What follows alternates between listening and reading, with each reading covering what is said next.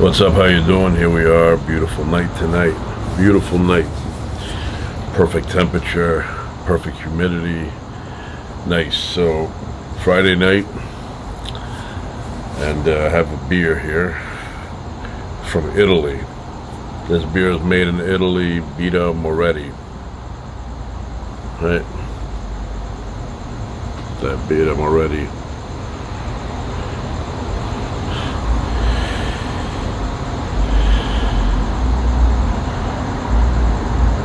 So, product of Italy, and it's been going since 1859. It's a long time, 1859. I have my glass here. If you can tell who that is.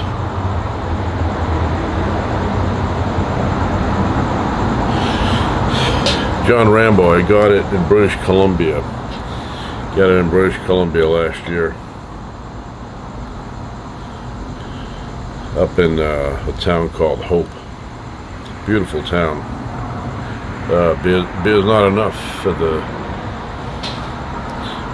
So this, right off the bat, smells like beer. I know it's obvious, but you know, that's the old-fashioned smell of a beer. Very nice. Very nice.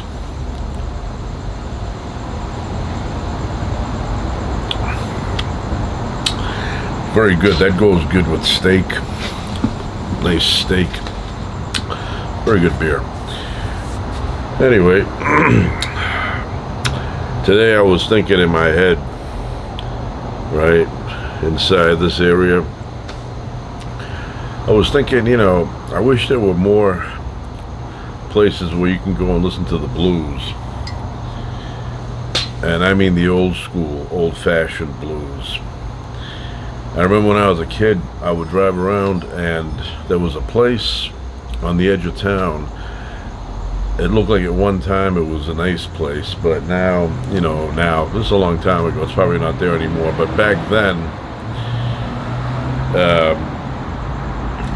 it was a place where blues music, live blues music would play.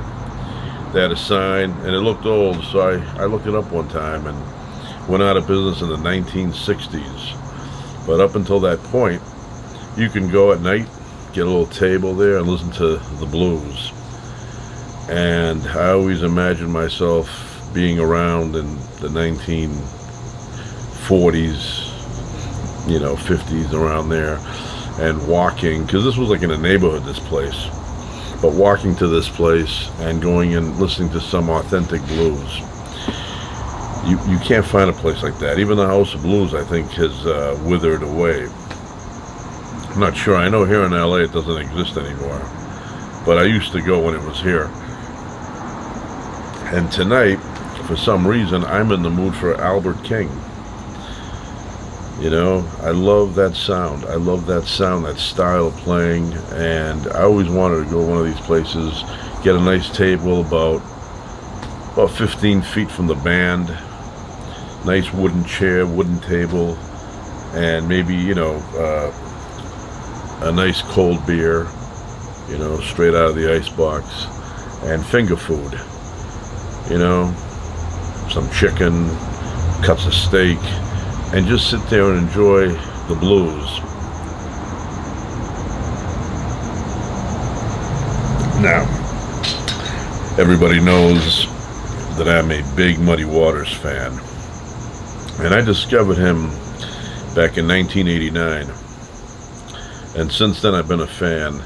I used to work at this place, and I took all my CDs and converted them into cassettes, and I would sit there with my little tape recorder radio, and I would listen to Muddy Waters all day.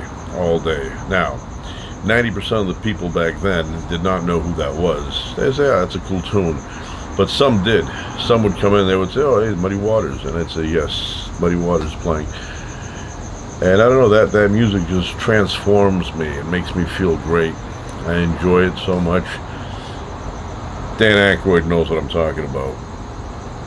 But years ago, I would go to the House of Blues, and I'd get a meal downstairs, and then I would go upstairs and listen to the music. And sometimes it was standing room only. You know, it was like very tiring. Now, if you were in the front, I actually saw Papa Roach there. If you were in the front, which is generally where I would go, it was okay. But then if you wanted to get like a beverage, you had to walk through the crowd. It's like walking inside a sardine box. And you had to go all the way to the back to get a beverage, and then come all the way to the front. And it was very stuffy, very, very boxed in. But yeah, tonight, Albert King. I wish that he was still around. I mean, it's one of those things. It's not a form of music that dominates anymore. So not that many musicians are left that play that. Yes, Joe Bonamassa is around. He's young. He's going to be around for a long time. He's a great, great guitarist. But you know, there's a few. I have their CDs inside. The CDs, I have their stuff inside. But something about the way they play the guitar, it just speaks to me. It's like, come in, listen. You know, and the House of Blues has all these little like holograms of musicians of the past that played the blues, and I would just go and just look at them all. But even now, I go to an old record store. There's one up in Santa Monica, or near Santa Monica, and I go in there and I check out the blues section, and I don't know, just the style of it. If you know what I'm talking about, you know what I'm talking about. If you don't know, you don't know. But there's something about it. There's something about it, the way it makes you feel, that, that speaks to me. There's a band years ago I would go and see, Ronnie Earl and the Broadcasters. Look them up.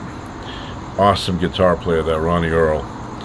One time, a friend of mine got tickets, and we went to a really, really intimate show, because it was kind of like a living room, like a big living room at a hotel. They had couches, and they had chairs that were like, what do they call those, lazy boy chairs, and we each grabbed a couch. We sat there. They brought food out and everything, and we got to hear Ronnie Earl and the Broadcasters. It was like a show in our house almost. Oh, there's a fly. Where's my? Oh, it's up there. It's okay. I have my electrified tennis racket. So that was a pretty good show, Ronnie Earl and the Broadcasters, and he was in really good condition back then. Now I think he's had some health issues. But yeah, Ronnie Earl and the Broadcasters. Great bass player. I remember the bass player, kind of like a stocky guy. And then there was a guy on the keyboards. If you know who Dirk Pearson is, that's what he looked like. Dirk Pearson in his prime. And he was an amazing. I mean, when I say amazing, I mean amazing. He was fast. He was clean. So, but I haven't seen him in years. But back then, in my prime, I saw him a dozen times. Like, really great show.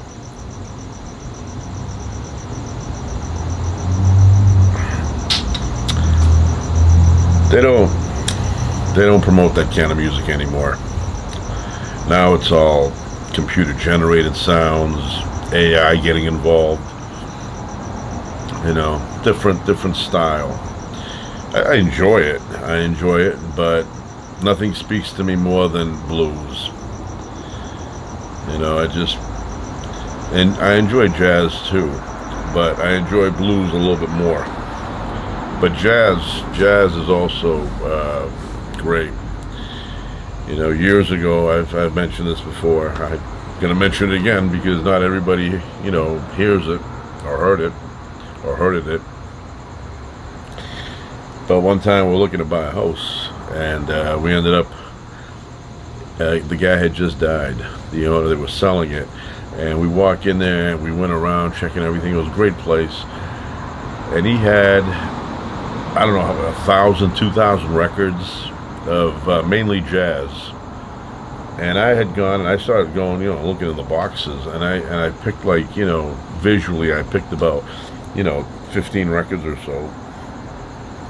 And then we asked, can we buy these separately? And the lady who was selling, she said, no, she goes, we're selling it all in one shot. Whoever gets it, we want them to have it all.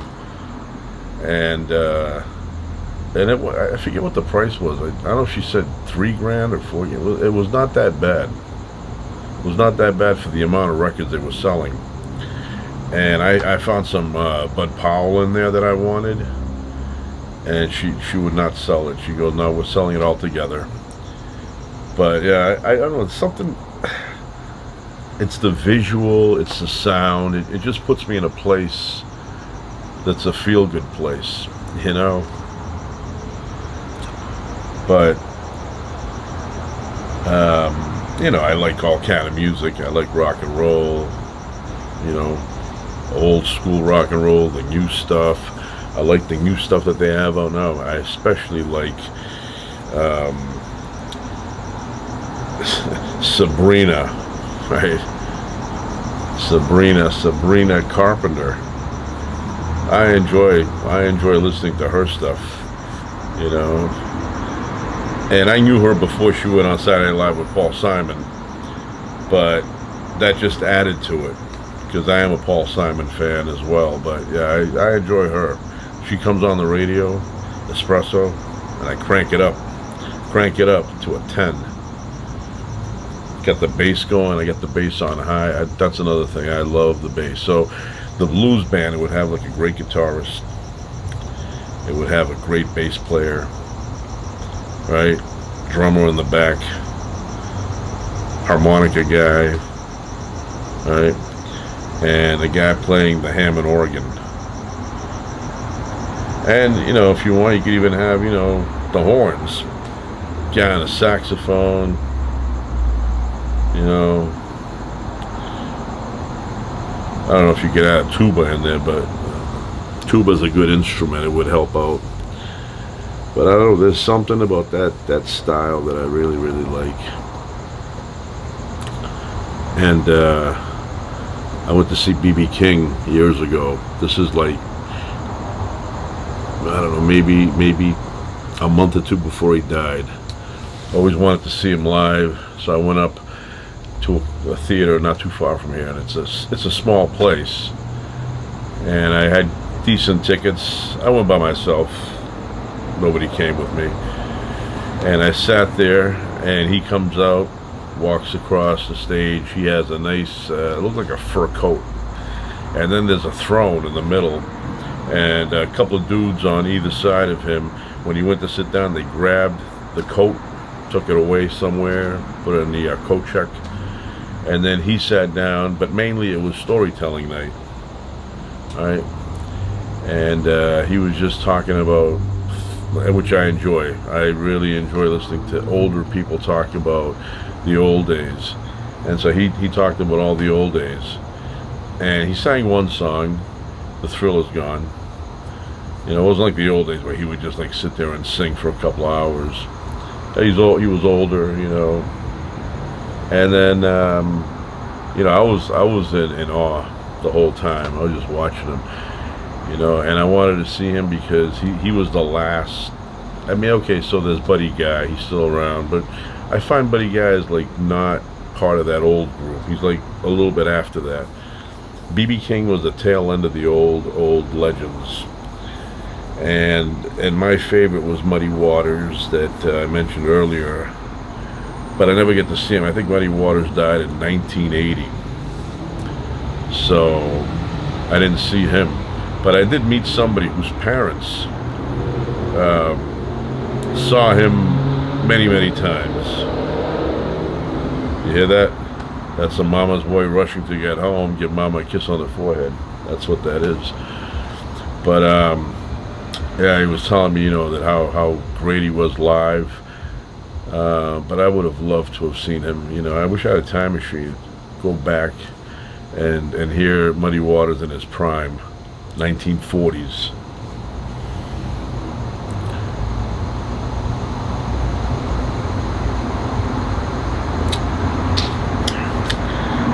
And back then, people dressed classy when they went out.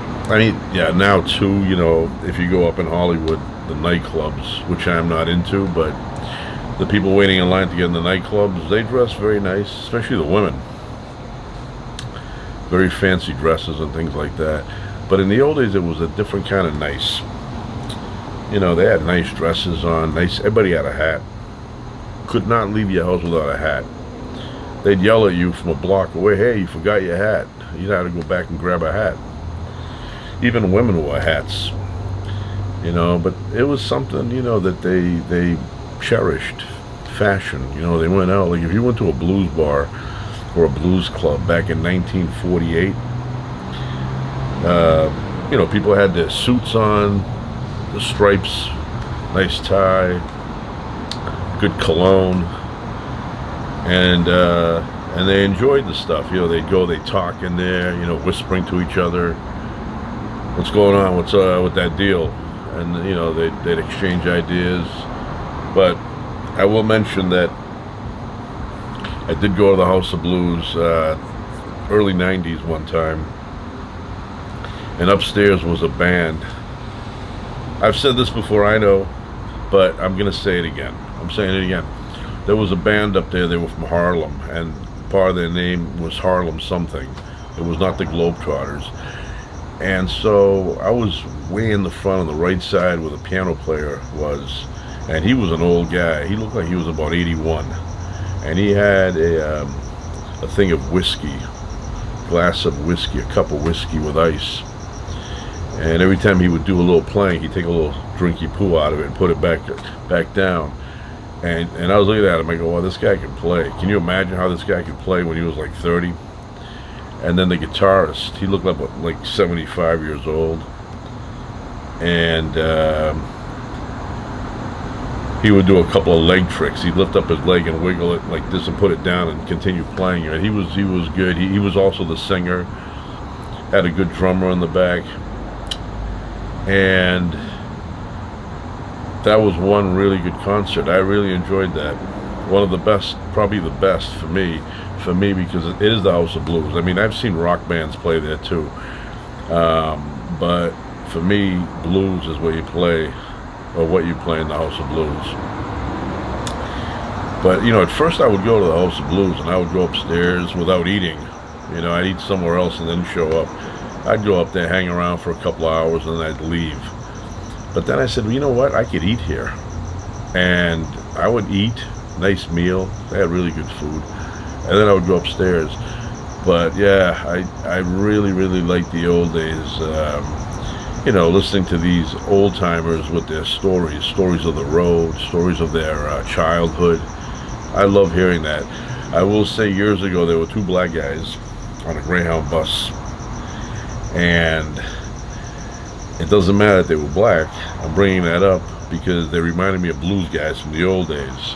So I'm sitting behind the driver. It's a Greyhound bus, and a buddy of his gets on. I guess he was another driver, and they looked like back then, I don't know.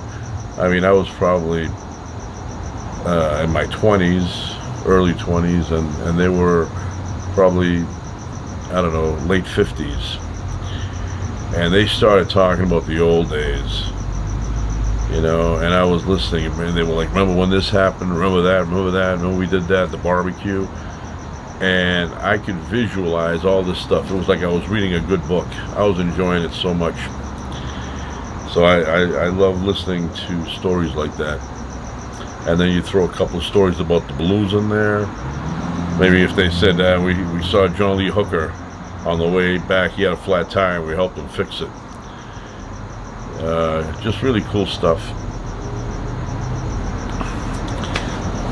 And then, I've said this before also, but since I'm here, I'm going to say it again. First time I went to Vegas, I didn't know about Vegas back then. I mean, I knew what Vegas was, but I didn't know about, you know, that back then you can go to a buffet or a buffet, and for about $7 you could eat as much as you wanted. And I didn't know that. I thought that the buffets were expensive, so I didn't even bother looking. So anyway, one day I was there walking around. I was tired. I was by myself, and there were these I don't know, 5 or 6 black guys, older. They looked like blues guys too. Looked like they could have been in a blues band. And they were at Caesar's Palace, standing around the Joe Louis statue. If you ever go there, you'll see that they have a statue of Joe Louis. It's life-size. And I was there. And they were talking a little bit about old-time boxing. So I jump in. I go, my opportunity, I know about this stuff. And they're my style of people. They know about it too. So I started to talk about boxing. And I was talking about fights from their time. And one of the old guys, he had a hat on, like a fedora. He looks at me up and down a couple of times. He goes, how do you know all about this stuff? And I go, I'm a fan of the sport. That's how I know. And we talked down there for a very long time. I was alone. I had nowhere to go. So I was happy to keep talking. I'd still be there talking if they didn't say, we got to go up and take a nap. So we talked about everything. We talked from basically the Joe Louis era all the way to Larry Holmes. And I mentioned all the big fights, Muhammad Ali fights. We talked about Sugar Ray Robinson, Jake LaMotta fights. We talked about Liston, just you name it. And they were very knowledgeable. And I knew they had to be if they were there with the Joe Louis statue. You know, you're not going to go there if you're a college golf fan. You know, golfing and the college units there. If you're not into boxing, you're not going to be hanging around the Joe Louis statue. So we talked about Patterson and Rocky Marciano, and they knew all the fights. And so we had a really good conversation. One of the best conversations I've ever had. I keep thinking about that night. Now, I don't think those guys are still alive. This is early 90s, like 91. And to me, back then, they looked like they were sneaking into 80, like at least 78 years old. They were up there. So that was a long time ago. I don't think they're alive.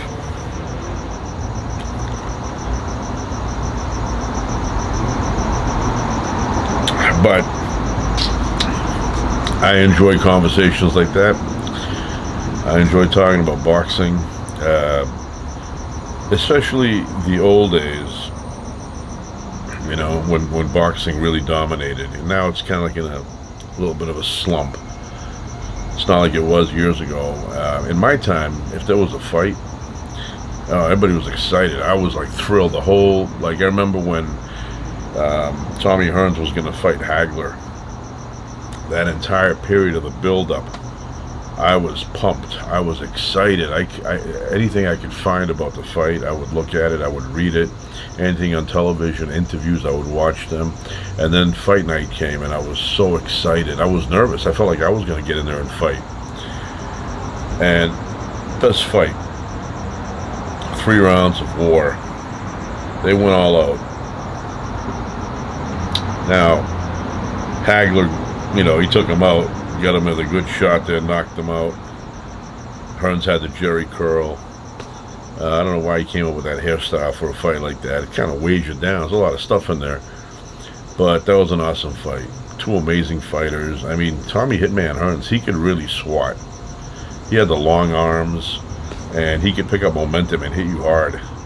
When he fought Sugar Ray Leonard, those were solid punches, very hard punches. Amazing fighter. I mean, he's not doing that well now. I don't think too many hits. You can tell when you see him on television or on YouTube, and he's not all there. He's not all there. A lot of damage. Sugar Ray Leonard is all there. He could go and fight right now, he'd be fine. But you know, a lot of people, they don't like Sugar Ray Leonard because he would sneak in and fight and beat people and then, you know, retire. I did not like I'm one of those people that believes that Hagler lost that fight with Sugar Ray. You know, I mean, he just wasn't himself that night. He was slow. The style that Sugar Ray Leonard was fighting, Hagler could not keep up. Too fast for him. And the Mugabe fight was before that fight, and Mugabe really gave Hagler a beating. Even though Hagler won that fight, those guys were pissing blood after. When they went to the hospital, they were urinating blood coming out. So it was a vicious beating. And Sugar Ray, you know, he looked at that. He goes, "This guy took a bad beating. I think it's time I could fight him and beat him." And he won. He did win. The only people that think that Hagler won that fight are the people that say, well, if you're going to beat a champion, you have to really beat him. You can't come, you know, close or beat him by, you know, a point or two. You have to really beat him if it's going to be a champion.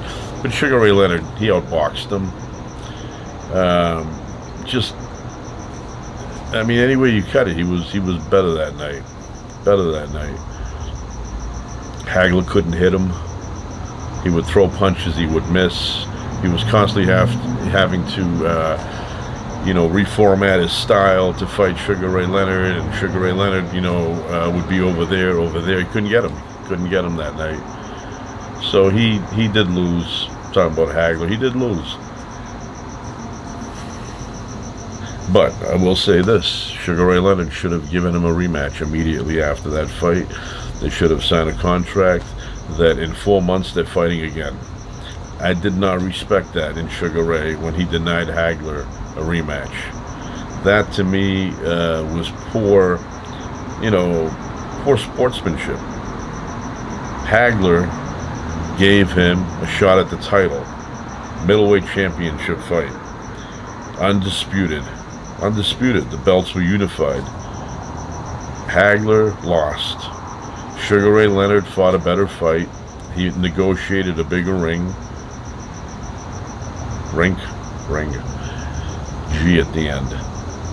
And he was able to use it to his advantage. He was able to escape side to side. You know, Hagler couldn't get him. He gave up some of the purse. Hagler agreed to that, and Hagler lost.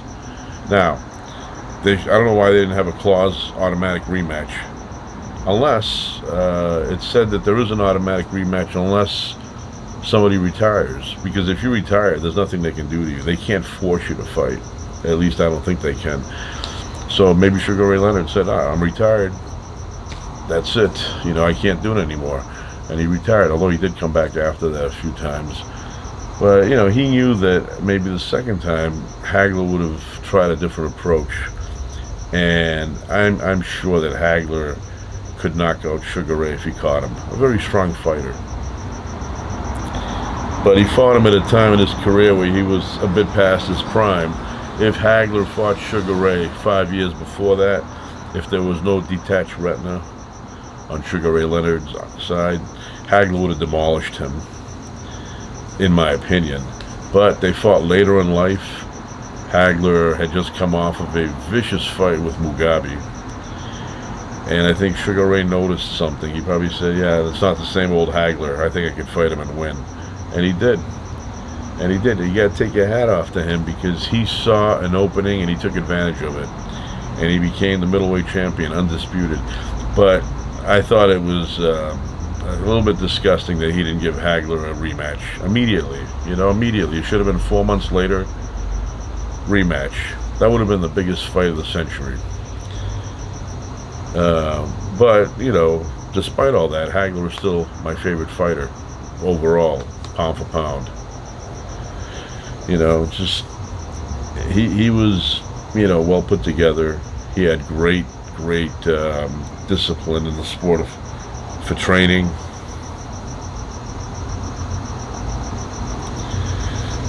Okay, my bride's sending me a message.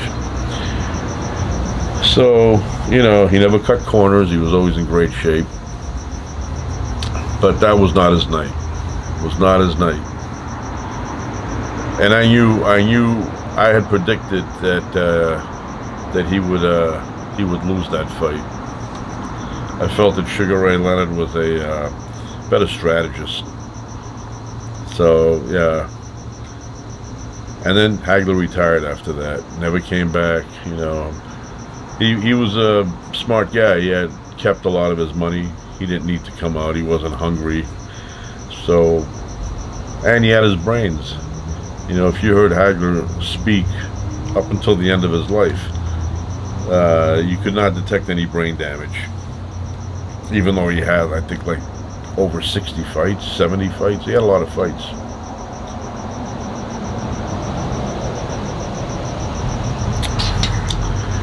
Another fighter I would enjoy. We started with the blues, but we're ending with boxing. Roberto Duran, the Hands of Stone. And then you had the other guy, Carbajal. He was the Little Hands of Stone. But I loved Roberto. Roberto was a tough fighter. Just mentally tough, physically tough. I saw the movie Duran. Great fighter. He was in Rocky 2. A lot of people don't know that the sparring partner, the little guy in the ring, that was Roberto Duran. I wonder if they named Duran after Roberto. But he was a really solid fighter from Panama, Panamanian fighter. Trying to think of Ray Boom Boom Mancini, great fighter, but he ended up fighting Koo Kim. Koo Kim lost the fight, never recovered. He ended up dying from that fight. And Ray Boom Boom Mancini, never the same again, never the same. I mean, how can you be? You know, you hold back your punches. He fought Livingston Bramble, and he lost. I think there were like 3 fights or something, or 2 fights. He lost both of them. Then he made a comeback. He fought Macho Camacho. Macho Camacho beat him. But he was another fight, a lot of heart. Really good fighter. I once in a while I will watch an old Mancini fight. And he was very, very inspiring. You know, very inspiring. My friend met him at Sears one time. My friend worked at Sears, and he was a good kid. And one day he comes up to me, he's like, "Guess who I met yesterday?" I said, "Who?" And he said, "Ray Boom Boom Mancini." I said, "That is so cool." Yeah. Trying to think who else. Sean O'Grady. Now, Sean O'Grady, I did not really follow his career, but Sean O'Grady was a big thing in my house. There was a show every Tuesday night. It was called Tuesday Night Fights. It's Sean O'Grady and I think Nick Charles was on that, co-hosting. And that was my father and me. That was our moment. We had a few moments, but that was one of them. Tuesday Night Fights, we were always at home. After dinner, we'd sit there and watch Tuesday Night Fights, me and my father. We watched all the fights, but Tuesday Night Fights was on free TV. And it was like the old days when we would watch ABC Wide World of Sports and it was free. Well, this was on TV, regular television, and we would sit there. It might have been on cable, but you pay for it all together, so it was kind of free. And we would watch the fights every Tuesday night. No matter what, I was always there at the table, and so was he. Great memories. And then the other thing we did together for television was bull riding or horse, you know. But usually it was the bulls. We loved, you know, when you get on the bull, and you have to stay on it for about 8 seconds. And then they grade you on degree of difficulty, and if you were able to stay the entire 8 seconds. So we got into that, and we would watch that constantly. Like, that was every night. And the other thing we did, Sanford and Son. Sanford and Son would come on back then, reruns during dinner time. So I got the whole family interested in watching. My mother would watch Sanford and Son because I'm a huge fan of Sanford and Son. That's another show that speaks to me. Everything about that show. The humor, the friends. I loved Aunt Esther. Yeah. I don't think anybody could have played her as well as Wanda. Right? Is it LaWanda? LaWanda Page. Yeah, I was like his best friend. He fought and got her on that show. They would say, maybe we'd try someone else, but that's who we wanted, and she was perfect. So I got my family, we'd eat dinner and watch Sanford and Son every night.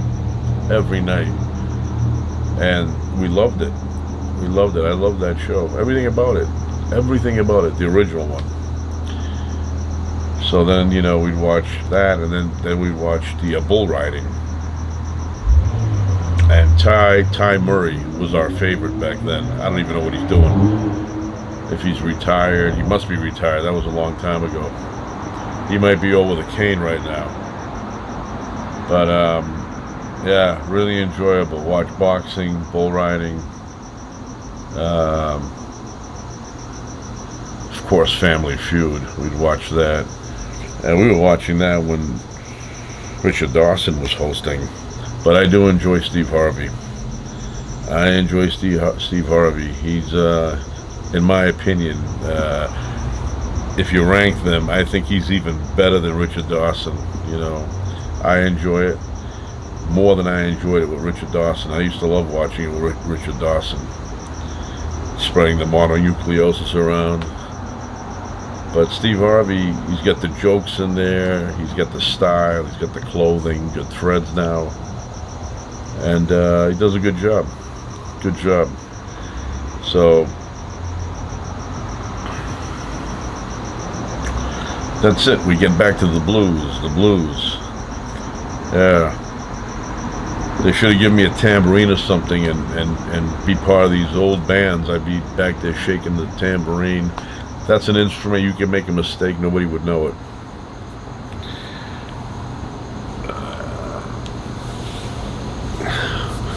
But yeah, I'd love to see. Oh, the other guy, the other guy I used to love to hear. I mean, they're not around anymore. I say used to, but I still listen to their stuff. Howlin' Wolf. Did I get it? I think I did, but I don't know if I don't know. Howlin' Wolf. Cool, great music. That was Muddy Waters' competitor. But for me, Muddy Waters was a little bit better. A little bit better. But the other guy was awesome too. It's just a matter of taste. Although maybe it has to do with who you discovered first, because I discovered Muddy Waters before I discovered Howlin' Wolf.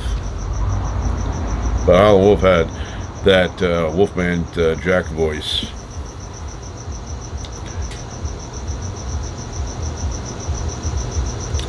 This beer, pretty good. Vita Moretti. Anyway, I'm going to go inside. I'm going to eat and watch a little television. Maybe I will watch Family Feud. I'm like a game show junkie. I watch Family Feud. I watch the other one, which is what's it called? The one with the you get that three strikes thing. Looks like a little creature. Can't think of the name, but I my whole life I've been a fan of game shows. Right, love them. So many. I'll mention Price is Right, which I used to watch. I remember when I was a kid, that used to come on 11 to 12, and I'd sit there and I'd watch that 1 hour. Man, I loved it. Like the summertime. So one particular summer, they had 2 episodes. We'll let them go by before I mention. So they had 2 episodes of Alice, Mel's Diner. Love that show. Man, I love that show. Can't tell you. I enjoy that show.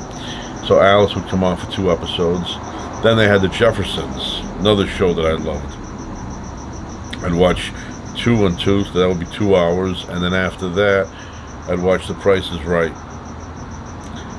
And that was when Bob Barker was hosting. And then I'd take off on my bike. I'd be gone all day. Come back in the evening hours, have a meal, go in my room, sleep, wake up, do the same thing, and get on my bike again and go bike riding and jumping. LAPD coming. I'm here. Found me.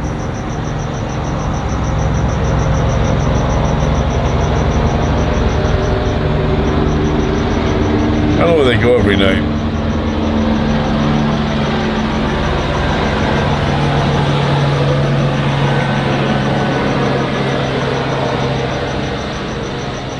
Yeah, Alice and the Jeffersons, both very simple shows. 90% of the show for Alice was in the diner, and I love diners like that. When I would go cross country, I would stop in these little towns, and I'd go in there and get breakfast. I love, it's my style, my style. I remember there's a town called Williams, one of my favorite towns. It's in Arizona, and at the end of the street, there's a diner.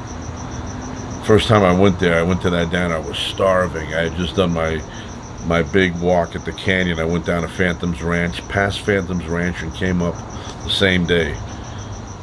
Did a 360. So I came back, I was starving. The next day I went down to Williams.